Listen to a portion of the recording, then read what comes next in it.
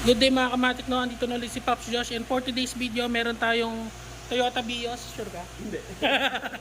Toyota Vios, Batman, palit ng expansion valve at ano ba yun? Filter dryer. Para mas malamig yung ating aircon. Napalitan na to ng compressor last year, at ang naging issue niya is medyo mahina siya maglamig, especially kapag sobra na yung takbo ng sasakyan. So kailangan ipahinga din bukas, tapos yun gagana na ulit yung lamig niya. So ngayon stay tuned muna, no? Before kami mag-continue ng paggagawa, so please don't forget to subscribe to our YouTube channel and follow ang ating page sa Facebook para mas marami tayong matulungan at mas marami pa tayong makikita doon, no?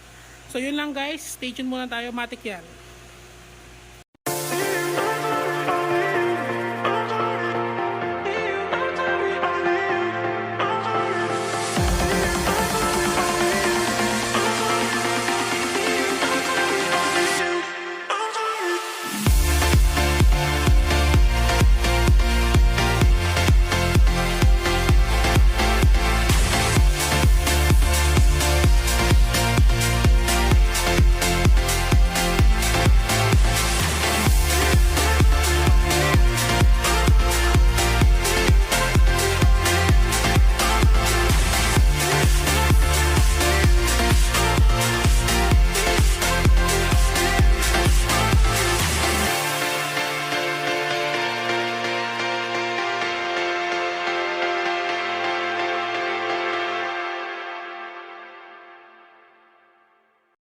Ito yun na, no, nabaklas na yung ating dashboard. Silip na rin natin yung kondisyon ng evaporator. So wala naman siyang leakage.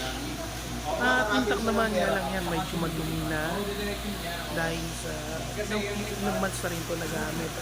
Kasi nagpalit na rin tayo ng receiver dryer sa ating condenser para naman siyempre mas yung kondisyon ng ating aircon. Ito lang ang isang hindi maganda sa aming paningin dahil hindi pa rin tayo nakapagpunan. So maganda at nasala naman, pero yung importing black oil bago yung compressor nito. So yan, assemble na rin naman din agad after malinis at in-install na yung ating pinaka-housing. Tapos after nun, dahil ilagay na lahat yan, palit naman din tayo ng bagong pinto para masala naman yung hangin papasok or lalabas doon sa kanyang evaporator papunta doon sa mga condenser. So yan guys, no, tapos na yung ating Toyota Vios. So ito ay ano tayo ng aircon cleaning. Yan na na ng ating yan, ilaw para makita. Yan, fitted naman yung dashboard, no? Nailagay lahat ang mga nuts and bolts. So lahat ng electrical gumagana, headlight, fog light, yan. Anyway guys, ano na to, 170,000 yung mileage, no? Pero still kicking. So bibigyan ko lang sila ng ng advice na kailangan ng maintenance para naman maging mas maganda yung performance at mas tumipid pa rin sa gas, syempre.